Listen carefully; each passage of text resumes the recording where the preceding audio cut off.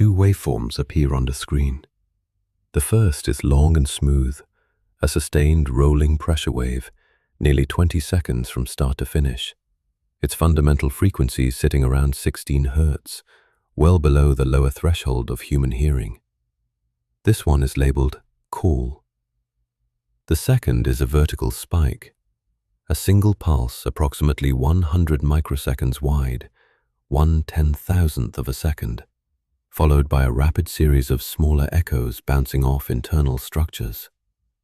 Broadband energy spanning from below 1 kilohertz up past 30. This one is labeled click. Same ocean, completely different physics. And then a comment left under the original video. I thought sperm whale had louder clicks. It's a reasonable question. It's also technically incomplete. Not because the person asking it's wrong, but because louder requires a measurement standard before it means anything at all. Those two signals on the screen don't share one. That is what this investigation is actually about. Start with what these sounds are and where the numbers come from. The blue whale, Balænoptera musculus, produces at least 3 distinct call types. The A call is a pulsed, multi-component signal roughly 15 to 20 seconds long, with a fundamental frequency typically between 15 and 18 hertz. The B call is a long tonal downsweep, beginning near 20 hertz and stepping down to around 16 over 10 to 20 seconds. The D call is shorter, 1 to 4 seconds, a frequency-modulated downsweep descending from approximately 95 hertz to 30. All 3 types have been systematically studied since William Cummings and Paul Thompson published the first source-level analysis in the Journal of the Acoustical Society of America in 1971. That paper established something important.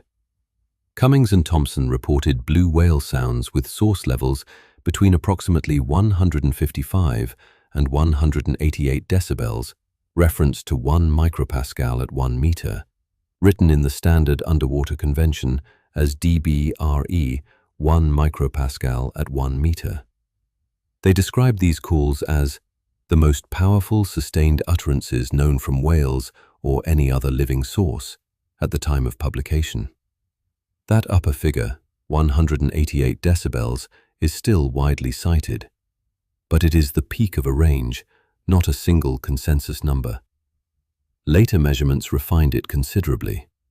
A 2001 study by McDonald and colleagues, using recorded blue whales off California and separating by call type, found A calls averaging around 178 decibels at source, while B calls averaged around 186. A 2007 Antarctic study by Shirovich and colleagues measured mean source levels of 189, plus or minus 3 decibels, across a 25 to 29 Hz frequency band.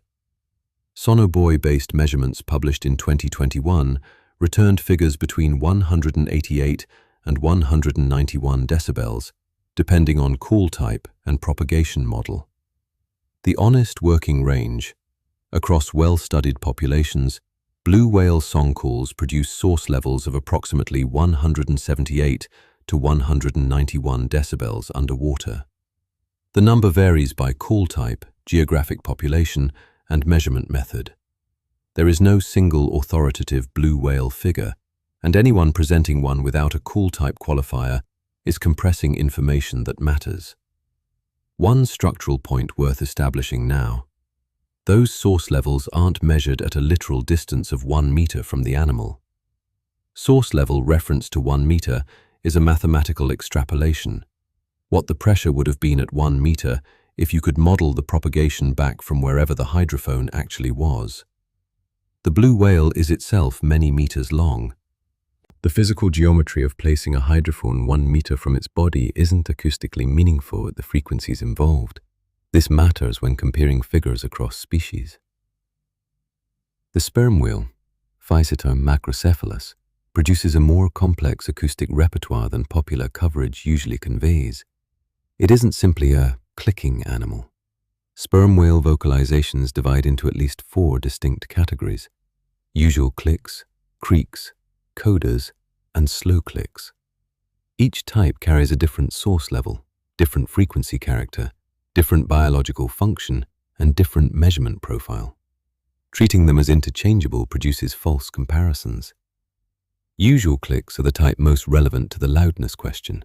These are produced in long trains during deep foraging dives, functioning as long-range echolocation, searching for squid in complete darkness at depths exceeding 1,000 meters. The generating mechanism is extraordinary. Inside the sperm whale's massive forehead sits the spermaceti organ, a waxy, oil-filled structure paired with a compartmentalized fatty lens called the junk. A pair of lips in the right nasal passage, called phonic lips, generates an initial pressure pulse when air forces through them.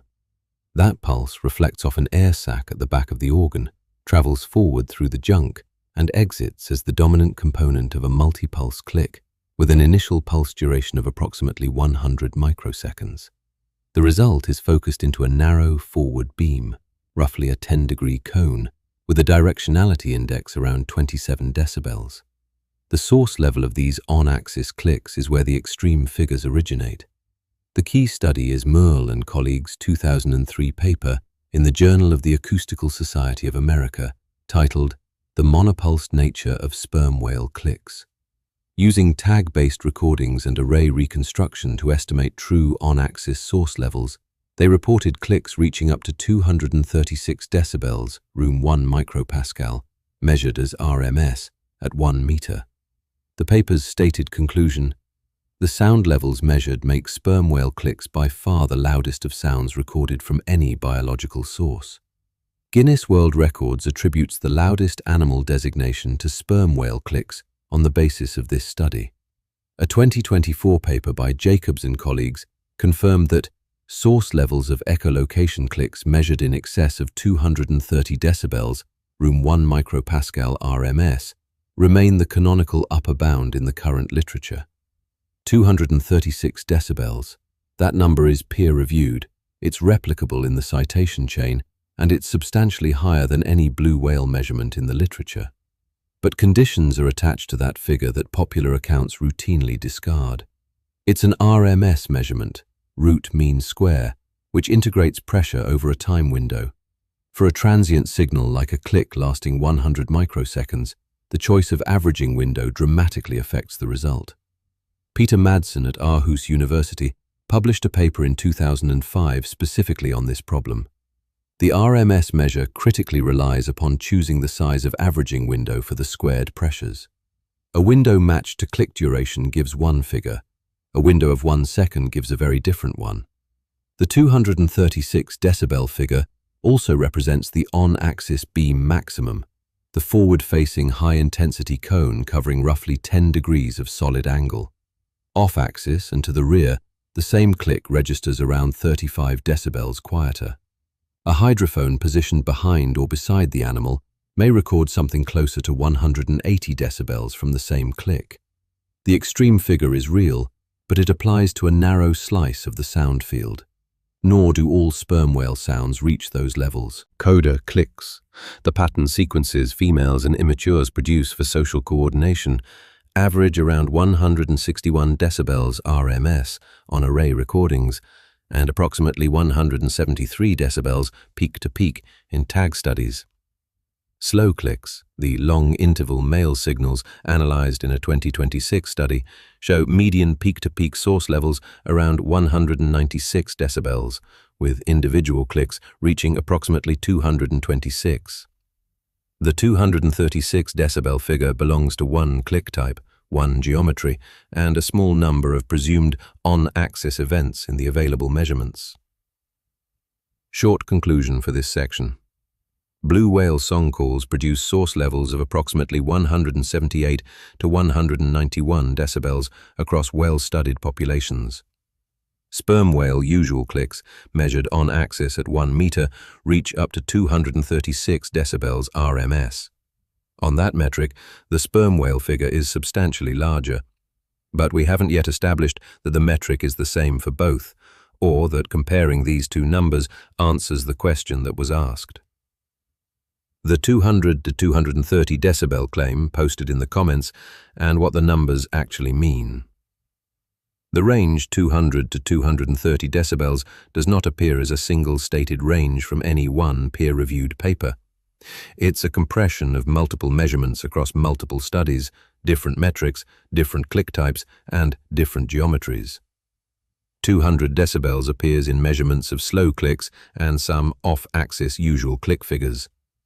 223 decibels is from an earlier Merle study published in 2000, different from the 2003 paper using a large aperture array and labeled PERMS rather than RMS. 230 decibels is how popular sources round down the 2003 study's maximum of 236.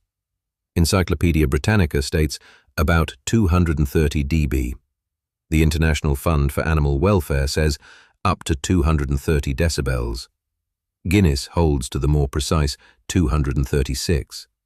The viewer-raised range of 200 to 230 decibels is partially grounded in legitimate peer-reviewed measurements, but it compresses at least 3 separate studies, 2 different metrics, and at minimum 2 different click types into one unqualified number. Presented without those qualifiers, it can't be independently verified, not because sperm whale clicks aren't genuinely loud, but because the range, as stated, lacks the methodological scaffolding to evaluate. Now the reference unit problem, the reason comparing underwater decibel figures to each other or to air-based measurements without careful calibration creates systematic errors. Underwater acoustics uses a reference pressure of 1 micropascal. Air acoustics uses 20 micropascals, the approximate threshold of human hearing in air. Switching between these references shifts every reported number by approximately 26 decibels. The same physical pressure wave registers 26 decibels higher under the underwater convention than it would under the air convention. Same wave, different numbers. The full offset encountered when comparing underwater and airborne animal sounds reaches approximately 62 decibels, not 26. The additional 36 decibels comes from the difference in acoustic impedance between water and air. Water is roughly 3,600 times denser acoustically than air. For 2 sounds of equal acoustic intensity, the pressure in water must be substantially higher than in air. ISO 184,005-2017, the international standard for underwater acoustics terminology, published in 2017, formally defines the reference units for underwater measurements, standardizing the reporting convention so that measurements within a medium are consistent. But it does not eliminate the comparison problem across media.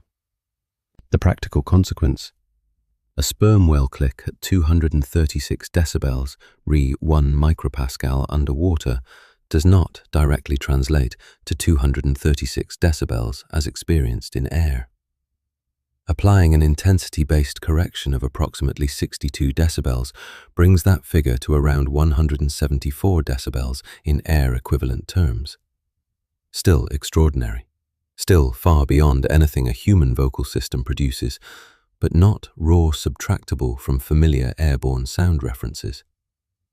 The correction itself is approximate, frequency-dependent, and applies to intensity comparisons, not to perceptual loudness or any other biological measure. Short conclusion.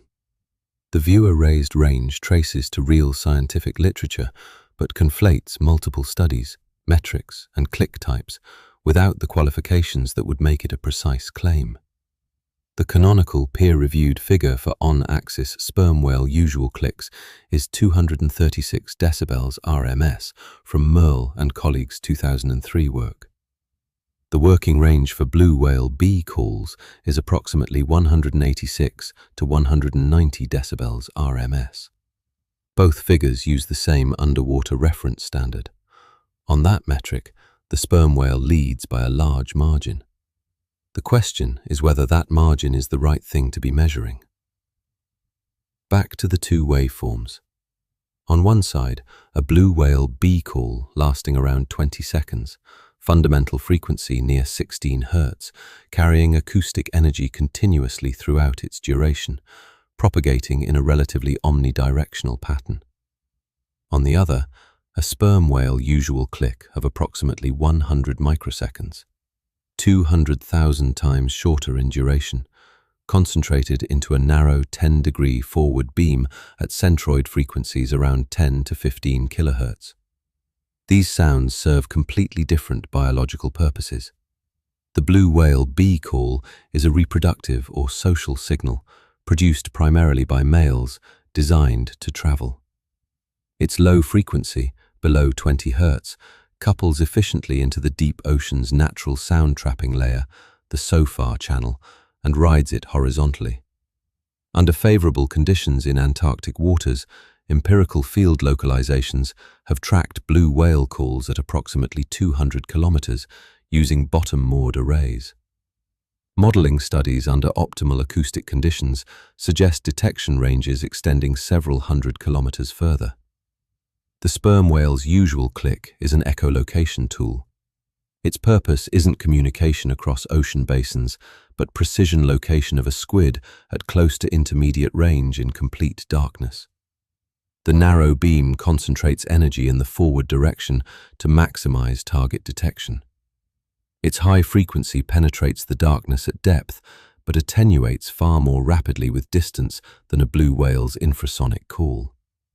Comparing their source levels on a single decibel scale, without accounting for signal type, is like evaluating two sprinters by measuring how fast they move their legs rather than how fast they cover distance. Both measurements are real. Neither answers the question being asked. The RMS metric, applied to a 100 microsecond click, is particularly sensitive to the averaging window. If the window matches the pulse duration, RMS is maximized. If you integrate over 1 second, which you would do when comparing to a sustained 20-second call, the click's RMS value drops sharply because most of that second is silence between pulses. Madsen identified this problem directly in 2005 and recommended peak pressure or sound exposure level as preferred metrics for impulsive sources. Sound exposure level, SEL, integrates acoustic energy over the full duration of a signal. Pressure squared times time referenced to 1 micropascal squared times seconds. By this metric, a blue whale B call at 189 decibels RMS, lasting 20 seconds, accumulates substantially more total acoustic energy than a 100 microsecond click at 236 decibels RMS. The energy content of a signal scales with both pressure and duration together. No peer-reviewed paper has performed this specific SEL comparison directly between blue whale calls and sperm whale usual clicks. The arithmetic is possible from published figures. The formal direct comparison hasn't appeared in the literature. The directionality asymmetry adds another layer. The 236 decibel sperm whale figure represents the on-axis maximum, the forward beam center, valid across roughly 10 degrees of solid angle.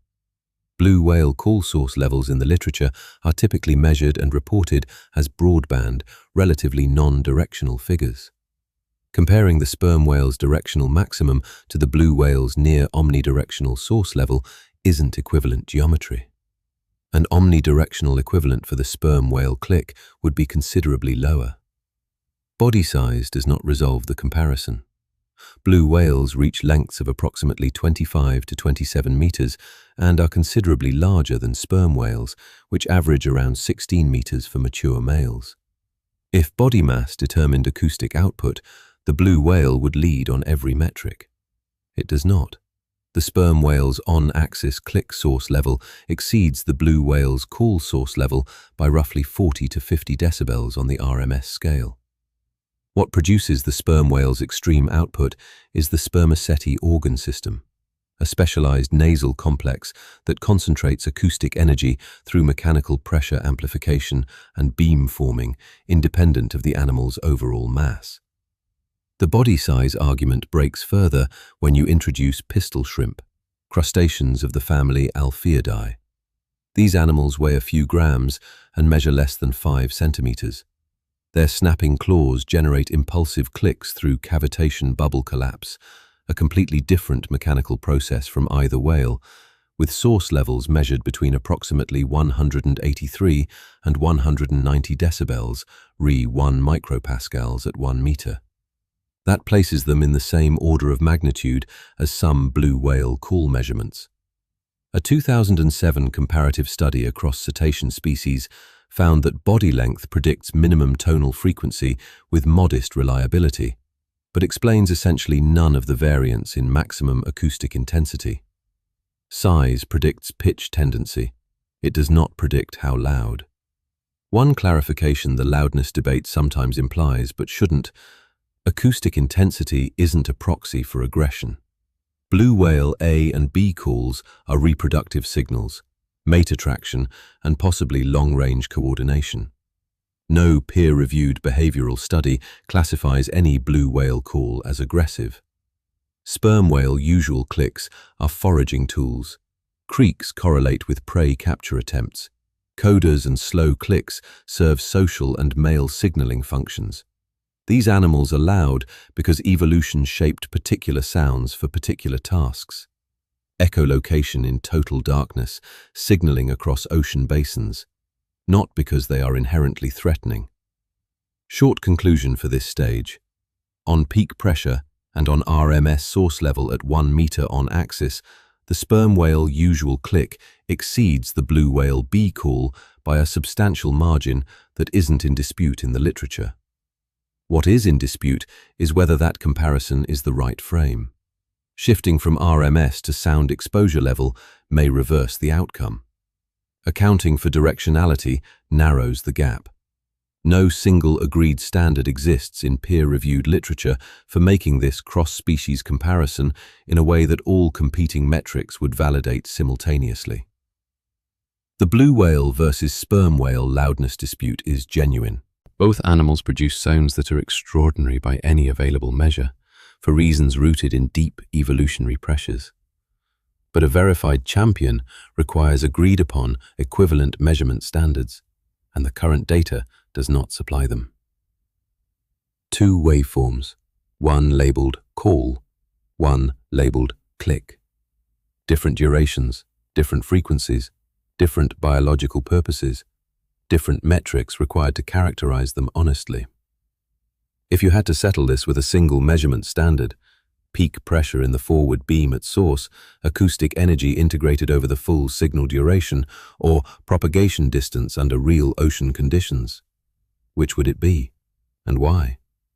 That answer belongs to the comment section.